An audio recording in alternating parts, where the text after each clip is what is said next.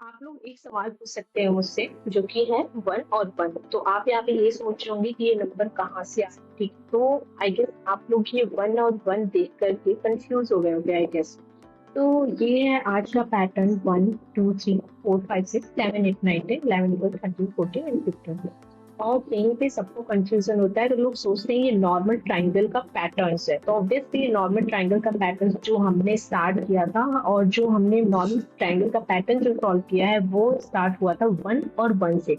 But ये जो pattern से थोड़ा सा डिफरेंट है बिकॉज ये क्या हो रहा है, जब भी हम न्यू लाइन पे आ रहे हैं तो वन इंक्रीमेंट होता हुआ दिख रहा है। ओके, तो पर जैसे ही आप इस कोड को लिखना स्टार्ट करोगे तो नंबर रिपीट होने लगते हैं। वन एंड फिर वन आता है, देन टू आता है, फिर वन टू थ्री आता है। मतलब रिपीटेड फॉर्म में आपको नंबर, वो ट्राइंगल जो सिंपल ट्राइंगल होता है वो इस तरीके से दिखता है, जो कि होनी नहीं चाहिए थी। और इस वाले पैटर्न पे आप देखेंगे यहाँ पे जो नंबर्स है, नंबर जब भी स्टार्ट हो रहा है वन से स्टार्ट नहीं हो रहा है, हमेशा इंक्रीमेंट के फॉर्म में स्टार्ट हो रहा है। ठीक है, तो आज हम देखने वाले हैं ये नंबर पैटर्न्स जो कि इंक्रीमेंट के फॉर्म में है, और इसका मैं बहुत ही सिंपल ट्रिक बताने वाली हूँ आप लोग।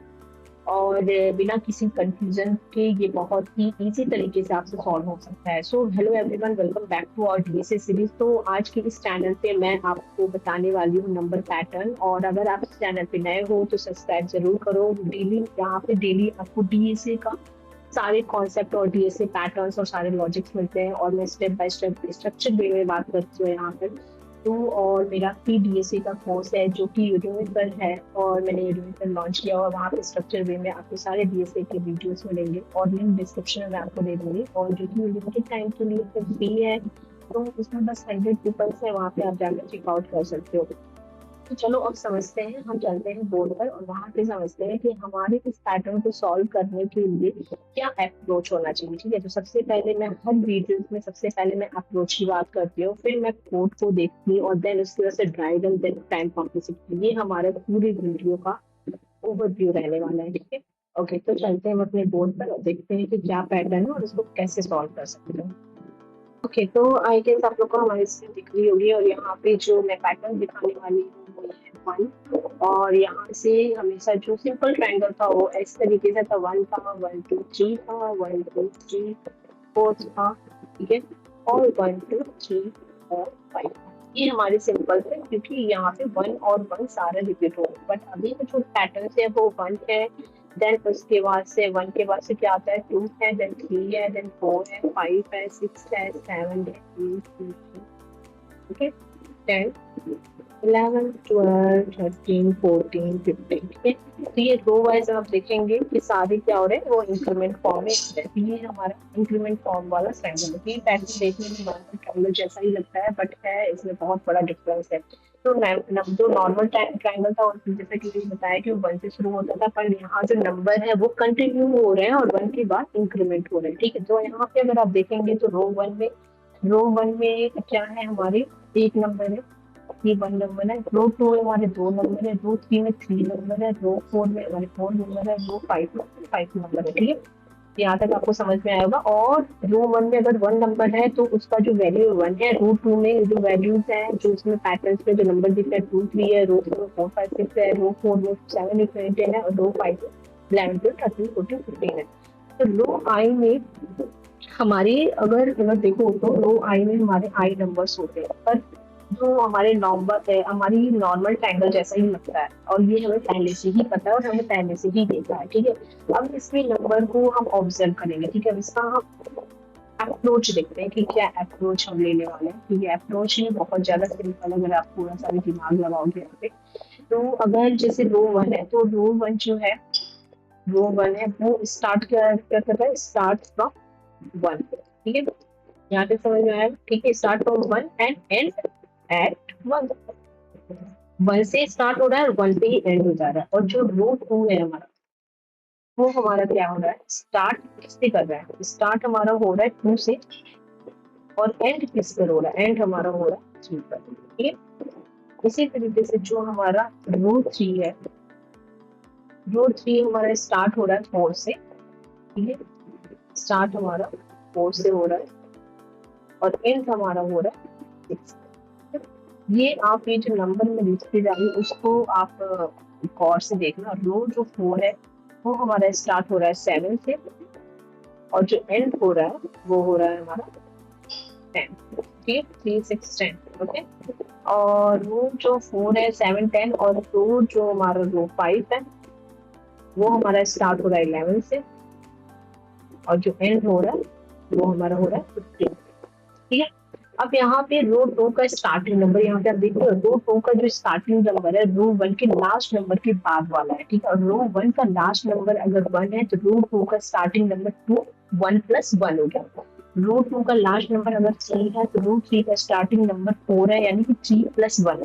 रो 2 का स्टार्टिंग नंबर क्या है, रो 2 का स्टार्टिंग नंबर क्या है, 2 है, तो ये क्या हो रहा है 1 प्लस 1 हो रहा है। ठीक है, रो 3 का स्टार्टिंग नंबर क्या है, 4 है, यानी कि 3 प्लस 1 इक्वल टू 4, और ये 1 प्लस 1 इक्वल टू 2। ठीक है, अब इसी तरीके से 7 का स्टार्ट, अब रो 4 का जो स्टार्टिंग है 7 है। ठीक है, तो इस तरीके से 4 प्लस 1 करेंगे, इसका स्टार्टिंग 1 ये 6 है ना, तो 6 ये हो जाएगा 6 प्लस 1 ये हो जाएगा 7। ठीक है, आई गेस आपको समझ में आ गया कि हम क्या कर रहे हैं, इसमें काउंट कर रहे हैं। हमें एक काउंटर चाहिए यहाँ पर, इसका मतलब ये कि हमें एक काउंटर चाहिए यहाँ पे जो पूरे पैटर्न्स को कंटिन्यू रखे और रो चेंज होने से वो रीसेट नहीं होगा। ठीक है, तो यही है पैटर्न का रियल ट्रिक, और एक एक्स्ट्रा वेरिएबल इसमें हमें बनाना पड़ेगा और जो लूप के बाहर होगा वो, और वही वेरिएबल्स को हम क्या करेंगे +1 करते जाएंगे, और इससे आपका जो है ट्राइंगल इंक्रीमेंट ट्राइंगल बन जाएगा। ठीक है, तो अप्रोच आपको समझ में आया होगा कि आपको एक काउंटर वेरिएबल बनाना है जो कि लूप के बाहर होगा, जैसे int count equal to 1। Step 2 में आपको क्या करना है, काउंटर लूप चलाना है। ठीक है, जो कि 1 टू 10 तक चलेगा। स्टेप 3 में क्या होगा, हमारा एक लूप इनर लूप होगा जो j equal to I to 1 तक चलेगा। और स्टेप 4 में हमारा इनर लूप इक्वेशन में हम वहाँ पे काउंट चलाएंगे और काउंट को प्रिंट कर देंगे। तो ये प्रॉपर हमारा कोड रहने वाला है। तो इसमें बस एक हमारा एक काउंटर वेरिएबल होने वाला है और पूरा ट्रिक इसी पे डिपेंड है। ठीक है, तो आई गेस बहुत लोगों ने काउंटर का यूज किया होगा। ठीक है, तो यहाँ पे जो मैं कोड लिखने वाली हूँ, मैं प्रॉपर कोड नहीं लिखूंगी, आई थिंक फ्रेशर्स को इतना पता होता है और एक्सपीरियंस को तो पता होता ही है। तो यहाँ पे मैं क्या करूँगा, I इक्वल टू 5 से लेके हम चलते हैं, और यहाँ पे काउंट इतना तो मैं लिख सकती हूँ, I इक्वल टू 5, और जो काउंटर होगा हमारा इंटीजर होगा, काउंट इक्वल टू 1 से ही लेके चलेंगे। ठीक है, अब इसमें आउटर लूप जो हमारा लगने वाला है, जो कि सबको पता है, I is less then n और I प्लस 1, ये तो सदाबहार लूप होता है। ठीक है, उसके बाद से हम एक इनर लूप लगाएंगे, जो कि इनर लूप होगा वो हमारा j इक्वल टू 1, और j इज लेस देन होगा ऑब्वियसली इक्वल टू I और j प्लस प्लस। ठीक है, अब इसके अंदर हम क्या करने वाले हैं, इसके अंदर कुछ नहीं करेंगे, बस हम काउंट को system.out.println और इस काउंट को हम प्रिंट करा देंगे। ठीक है, प्रिंट कराने के बाद से सीधे क्या करेंगे, काउंट प्लस प्लस कर देंगे।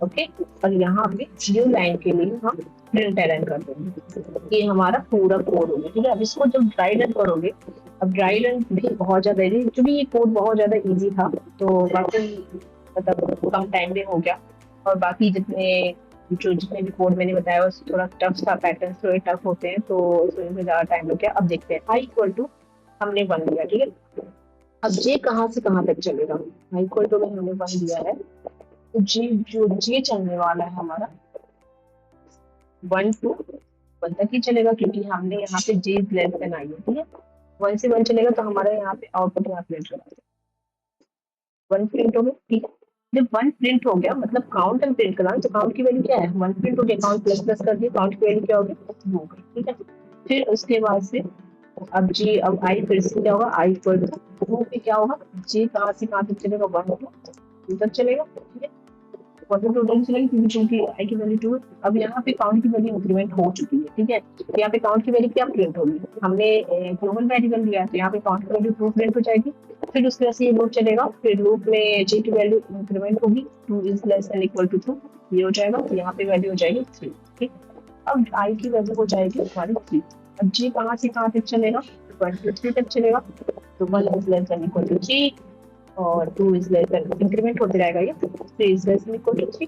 ठीक, अब काउंट की वैल्यू ऑलरेडी 3 थी। ठीक है, अब काउंट की वैल्यू जब इंक्रीमेंट होने के बाद से 4 होगी, 2 के बाद से ये इंक्रीमेंट होने के बाद से 4 होगी, ये 4 होने के बाद से 4 हो जाएगा, ये फर्स्ट लूप।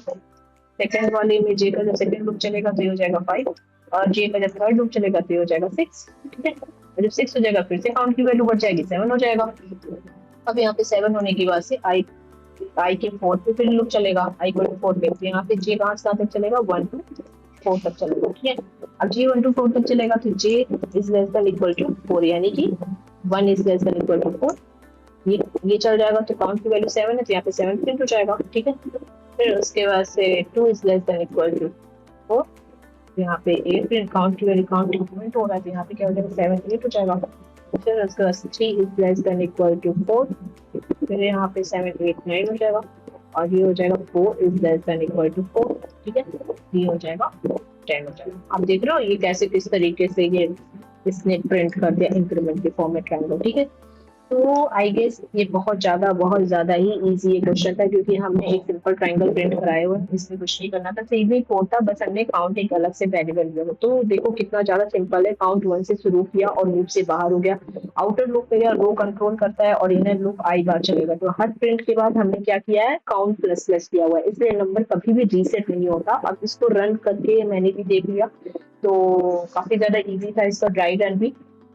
ओके, तो अब इसके आते हैं पार्ट 4 पर, क्योंकि है टाइम कॉम्प्लेक्सिटी। टाइम कॉम्प्लेक्सिटी है, इसमें हमने 2 नेस्टेड लूप लगाया है, तो obviously time complexity big O of n square होने वाली है, और space complexity big O of n. तो हमने जितने भी अभी तक पैटर्न सॉल्व किए थे सबकी time complexity big O of n square ही रही है, क्योंकि मैक्सिमम केसेस में रहा है, और स्पेस कॉम्प्लेक्सिटी हमारी बिगो ऑफ वन रही है। ठीक है, बिगो ऑफ वन इसके लिए क्योंकि हम कोई भी एरे, मतलब कुछ भी एरिया है इसमें हैशटैग का यूज नहीं कर रहे, कोई भी एक्ट्रेस स्पेस का यूज नहीं कर रहे, तो इस वजह से जो टाइम कॉम्प्लेक्सिटी आ रही है वो बिगो स्पेस कॉम्प्लेक्सिटी जो आ रही है वो वीगो ऑफ वन आ रही है। ठीक है, तो इंटरव्यू में ये आंसर वीगो 100% करेक्ट है। ठीक है, और इसका जो इंटरव्यू टिप्स में देखते हैं, तो अब कुछ इंपॉर्टेंट इंटरव्यू टिप्स देख लेते हैं। टिप वन है कि जब भी कोई पैटर्न अगर दिखे, ठीक है, तो नंबर रिपीट, अगर मान लो जिसमें नंबर रिपीट नहीं हो रहा है तो समझ जाओ काउंटर वेरिएबल चाहिए। ठीक है, टिप्स नंबर 2 ये है कि अगर काउंटर को हमेशा लूप के बाहर ही डिक्लेयर करना चाहिए, वरना हर रो पे रीसेट हो जाएगा। जैसे मान लो अगर लूप के बाहर नहीं करोगे तो हमेशा ही रीसेट हो जाएगा। टिप्स नंबर 3 है कि प्रिंट करने का इमीडिएटली बाद काउंट प्लस प्लस करना मत भूलो, ये सबसे कॉमन मिस्टेक बहुत सारे लोग करते हैं। ठीक है, और इसमें एक और चीज मैं बताने वाली हूँ कि मैं एक एक्सिली काउंटर यूज कर रही हूँ। ओके, जो स्टेट मेंटेन करता है लूप के अक्रॉस। ओके, तो ये इसको जो काउंटर इस काउंटर को बोलते हैं ऑक्सिलरी काउंटर। ओके, तो ये तुम्हें थोड़ा सा प्रोफेशनली दिखाएगा कोड को। ओके, तो ये था सीक्वेंशियल नंबर ट्रायंगल पैटर्न, जैसा कि मैंने आपको पहले नहीं बताया और बहुत लोगों को नहीं पता होगा ये पैटर्न का क्या नाम है। तो इस पैटर्न का नाम था, अब तक नहीं बताया था, नहीं डिस्क्लोज किया था, इस पैटर्न का नाम था सीक्वेंशियल नंबर ट्रायंगल पैटर्न, वो भी जावा में मैंने इसको सॉल्व किया। तो अगर हेल्पफुल लगा तो लाइक करो इस वीडियो को और कमेंट में बताओ कौन सा पैटर्न नेक्स्ट चाहिए। आपको मेरिट पैटर्न्स मैंने बता दिया है, फ्लोइड अभी पैटर्न्स नहीं बताया है, जो कि मैं बताऊंगी उसको, और पिरामिड पैटर्न्स मैंने बता दिया है। तो सब्सक्राइब करो, बेल आइकन दबाओ ताकि कोई वीडियो मिस ना हो आपसे, और जो भी मैं डीएसए का पार्ट में समझ रही हूँ वो मैं आपको बता रही हूँ इस वीडियो में। और हाँ, फ्री डीएसए कोर्स जो है वो उसका लिंक मैं डिस्क्रिप्शन में दे दूंगी, आप जाकर वहाँ से चेकआउट कर सकते हो, और मेरा एक व्हाट्सएप कम्युनिटी है वहाँ पे भी कनेक्ट हो सकते हो। See you in the next video. Bye bye, thank you so much, bye.